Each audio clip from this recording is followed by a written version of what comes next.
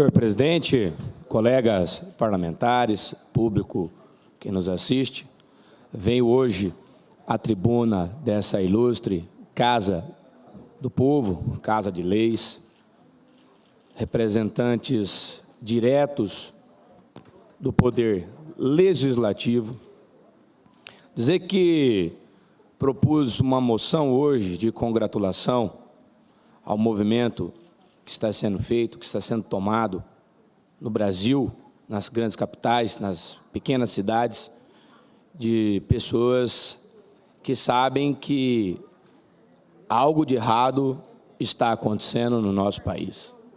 Censura prévia,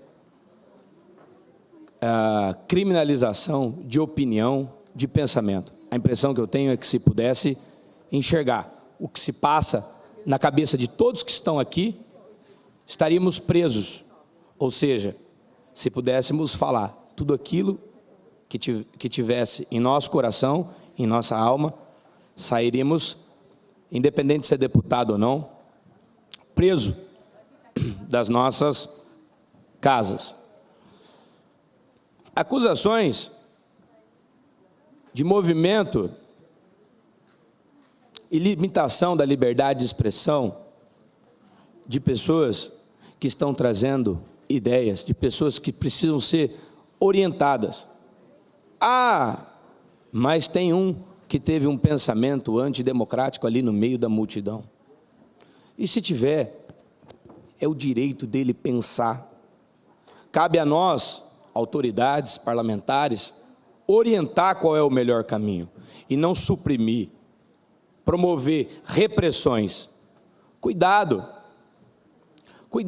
ao intitular um movimento de golpe. Será mesmo que é golpista? Vamos fazer uma conta simples aqui comigo. A diferença entre o presidente Bolsonaro e o Lula foi de 1,8%, praticamente. É uma diferença muito pequena, parece que é pequena, mas, na verdade, em termos de representatividade, ela é gigante, Coronel Davi. Deputado Capitão Contar, 21% da população se absteram, não votaram. 1,43% votaram em branco. 3,16% votaram nulo. Ou seja, somado a 49,1% do presidente Bolsonaro, 74,5% não escolheram o Lula. Cuidado com as pessoas que estão na rua reivindicando os seus direitos, reivindicando a plenitude do exercício da liberdade de expressão, de movimentos. É crime criticar poderes?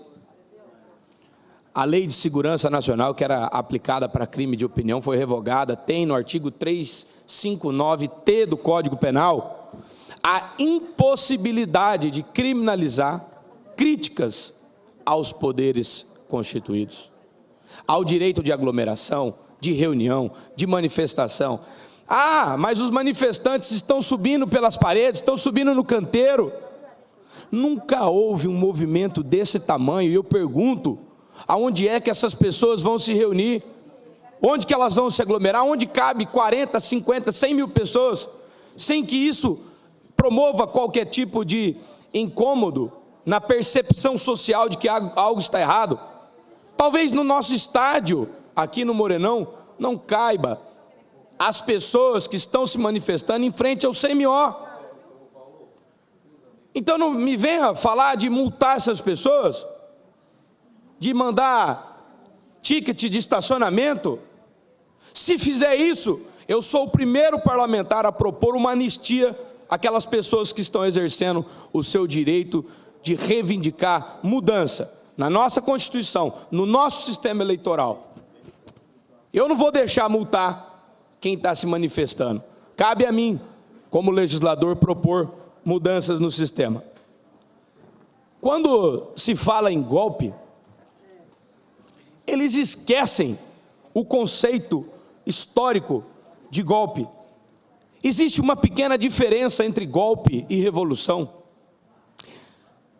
O golpe, se for levado a ferro e fogo, como já foi descrito nos livros de história, por exemplo, historiadores respeitados a nível internacional, como o Crane Brighton, o golpe, a gente diferencia pelos protagonistas na mudança do poder.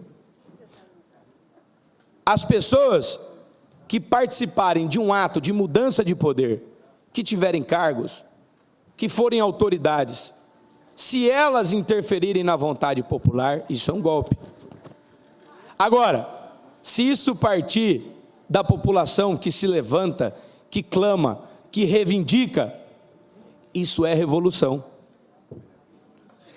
E já que a interferência de autoridades, ela constitui um golpe, nós comemoramos há 2 dias atrás, dia 15 de novembro, um golpe que originou a República Brasileira. Foi um golpe. Deram um golpe de Estado. Vocês já pararam para pensar no porquê que a nossa república, res pública, coisa do povo, ela foi proclamada? Nós não tivemos uma guerra, uma revolução, um movimento, ela foi proclamada. O primeiro secretário, deputado Herculano Borges, que estava secretariando a sessão, no caso, o segundo secretário, mas ali exercendo a plenitude da secretaria, ele sempre, após o resultado, proclama o resultado. O que é essa proclamação? É tornar público uma constatação, os votos nossos, dos parlamentares. E no caso, no Rio de Janeiro, em 1889, na praça que foi chamada Praça da República, o Marechal Deodoro da Fonseca, por proclamação, constatou que a monarquia não mais existia no Brasil.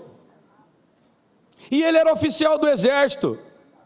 E dentro do Exército, naquela época, existia resistência no reconhecimento do que seria a nossa república.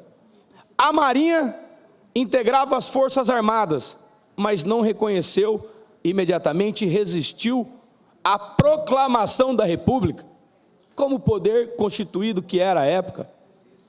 A Rússia só veio reconhecer a autoridade do Brasil quando o nosso imperador veio a falecer em Portugal, anos depois da existência da república.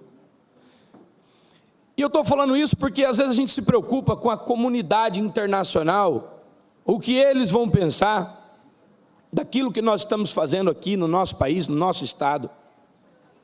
Eu não estou preocupado com o que eles vão pensar, eu estou preocupado com aquilo que eu vou entregar para a minha família.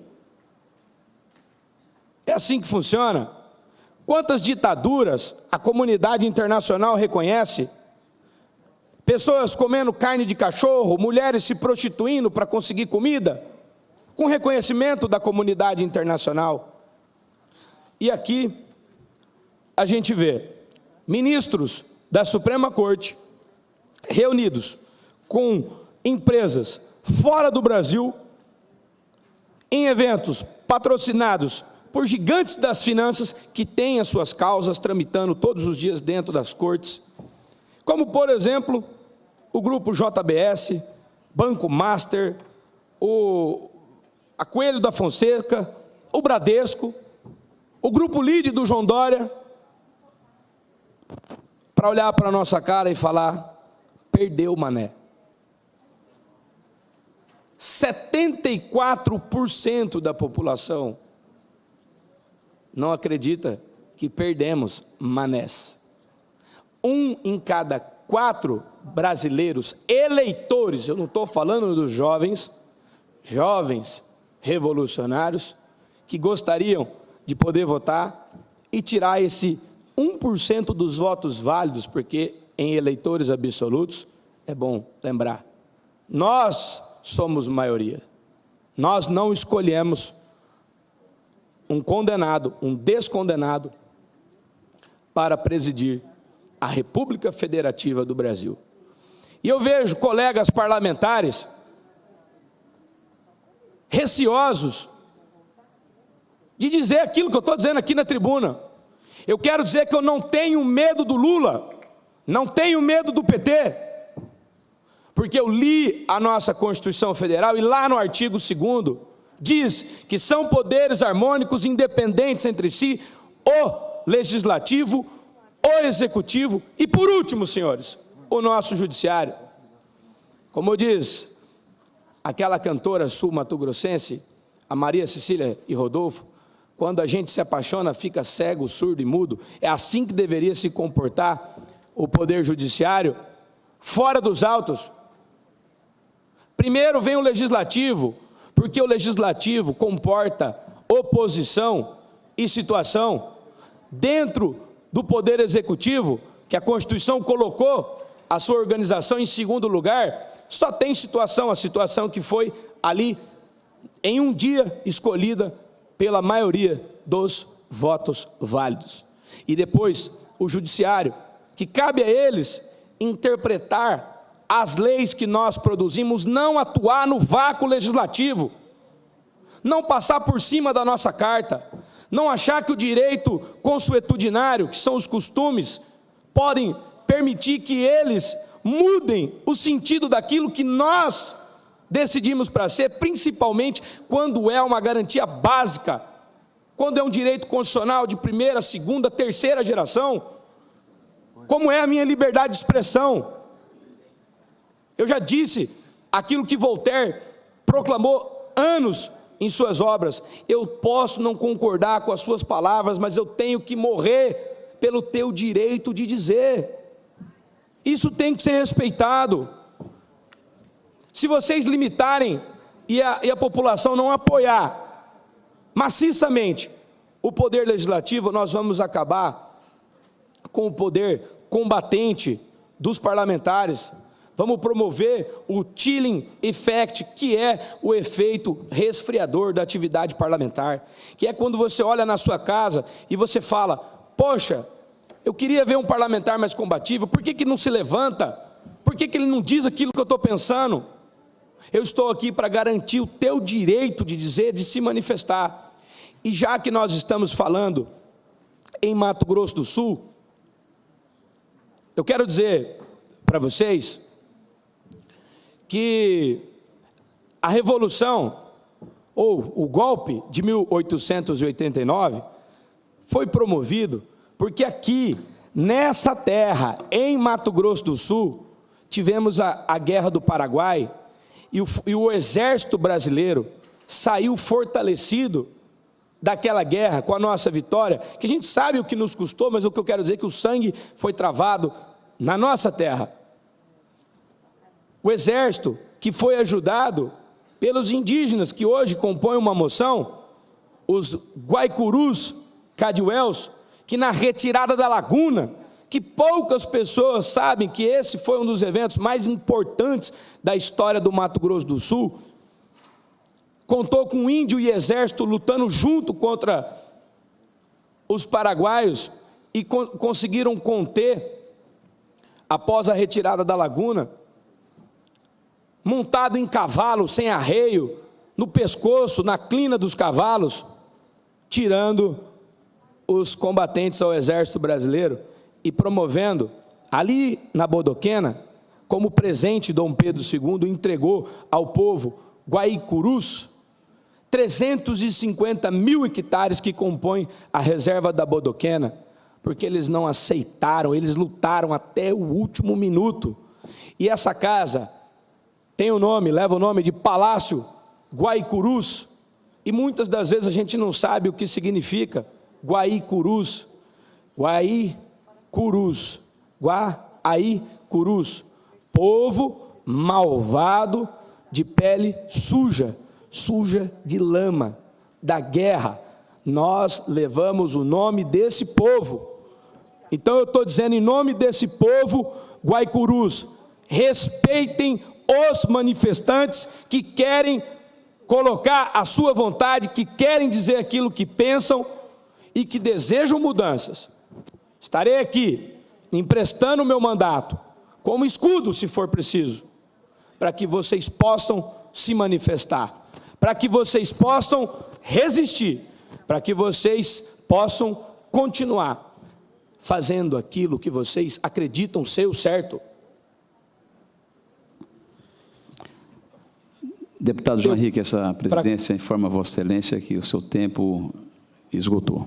Para concluir, senhor presidente, quero dizer que de 1889 até aqui, nós tivemos, em 133 anos, 6 constituições federais, 9 moedas diferentes, 5 golpes de Estado, 13 presidentes não concluíram o seu mandato, 31 presidentes foram eleitos indiretamente, 10 vice-presidentes assumiram o cargo. Se for preciso, a gente acampa para um ladrão não subir a rampa. Encerrado o grande